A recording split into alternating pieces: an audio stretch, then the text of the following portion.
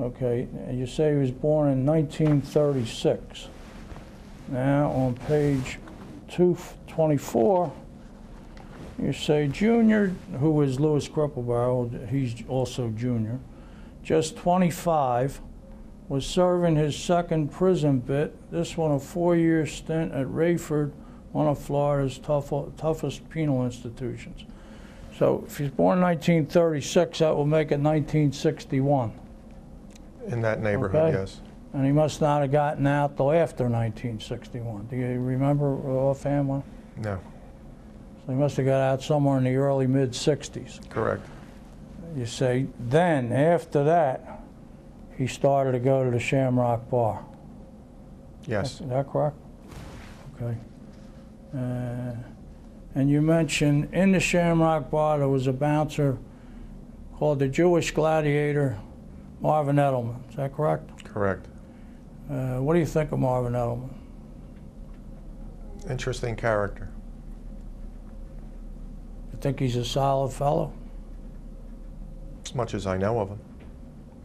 I mean, you've had conversations with him, haven't Yes. you? You find him to be truthful? Yes. Okay. All right. I submit this. You gotta start giving numbers to these. There's numbers on them. Exhibit 1. Oh, this is Exhibit 1? Okay.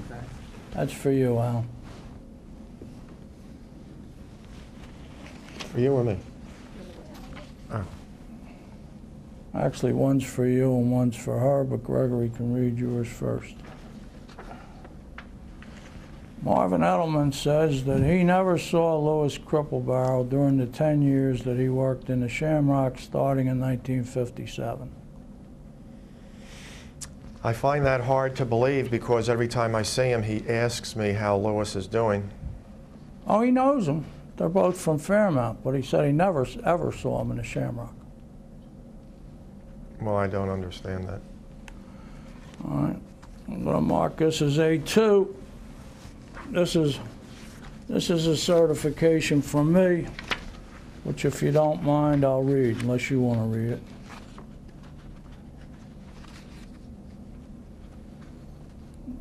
I'm going to read it into the record. My name is John Carlisle Berkery, and I am the plaintiff in the case of Berkery versus Hornblum et al. I hereby certify that the following set of facts are true to the best of my knowledge and belief and under the penalties provided for false swearing to authorities.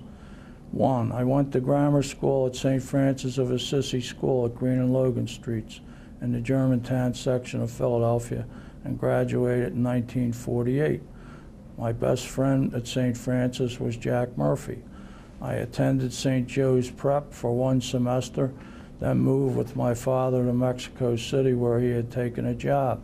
My mother had died of cancer the previous year, 1947.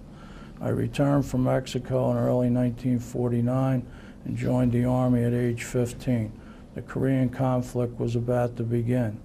My friend from grade school, Jack Murphy, was to become a highly decorated combat veteran in Korea with the 1st Cavalry.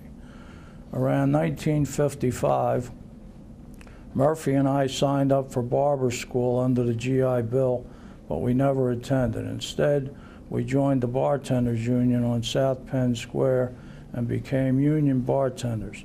Jack Murphy got a job at the Shamrock Tavern on Germantown Avenue below Venango Street. The Shamrock at the time was owned by Mars Z. Zeiger, who also owned the dress store Smiles on the corner of Germantown and Venango. He liked Jack Murphy and was a nice fellow. He asked me to work there also, and I did, but not full-time. We worked at the Shamrock in 1955 and all of 1956. I believe in 1957, Jack Murphy moved to California, where he still lives today. Also in 1957, Mr. Zeiger hired Marvin Edelman as the Shamrock's bouncer. The Shamrock was long and narrow, and anyone going in had to pass Marvin, so he could keep pretty good control of the customers. The Shamrock was beginning to attract a crowd from Kensington, which included Bill Sears, Effie Burke, and Jim McCoy. This was probably due to its proximity to the East End Club on Rising Sun Avenue, a couple of blocks away. The East End was run by the Parisi brothers, bookmakers from around 6th and Pike Streets. The club had good entertainment such as Joe Valino, Buddy Greco, and Guy Marks. It used to run until 4 in the morning and was a very popular night spot.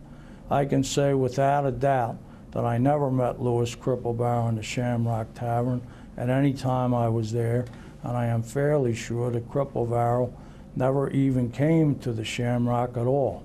He wasn't from Kensington, and I'm sure he didn't know Bill Sears, Effie Burke, or Jim McCoy. Around late 1957 or 1958, Mo Zeiger sold the Shamrock to Marty Rubin and his partner Joe. I don't recall his last name, but he had a son in the singing group, the Dovells. Once they bought it, I didn't go there much longer. They put a lot of noisy bands in, and the atmosphere changed. They also began to attract a lower element. Marvin stayed on, but he had his work cut out for him. By, I believe, 1959, I had stopped going into the Shamrock altogether. I believe Marty and Joe sold it at some time during the 60s, meaning early 60s, and opened a bar at Germantown and Allegheny, but I don't ever recall going there. The first and one of the only times I ever met Louis Cripplebarrow was in the early 70s in Cherry Hill, New Jersey, at the home of Ben Green, who was a friend of John McCullough, head of the Philadelphia Roofers Union, and a dear friend of mine. It was my impression that Ben Green used to lend money. What Cripplebarrow was doing there, I don't know, and I don't recall ever seeing him again until approximately the late 1990s at a little diner on the corner of Emory and Allegheny. I do know that Cripplebarrow was from the Fairmount section of Philadelphia, miles from Kensington, and later from New Jersey. He never lived in or was associated with Kensington, and never at any time had the reputation of being a K&A guy. That is, one of the fellows who used to hang out on the corner of Kensington and Allegheny Avenues. Any crimes he claims to have committed were never committed with any fellows from K&A, as his record clearly reflects. Now, how could he meet me in the Shamrock when he was in jail in Florida? He spent only a few years. But he didn't get out till the early 60s. The Shamrock had already been sold, and I believe by the time he got out, this Marty and Joe had already bought the other bar at Germantown, Allegheny, and got rid of the Shamrock. So how could he meet me in the Shamrock? I've had it confirmed that he met a number of people at the Shamrock. I don't think he was ever even in the Shamrock, but I'm only concerned about me. I was never in the Shamrock from 1958, which was probably while he was living in Florida before he even started his sentence. So how did he meet me in the Shamrock? He says he did. Well, if he says he did, he's lying. Okay.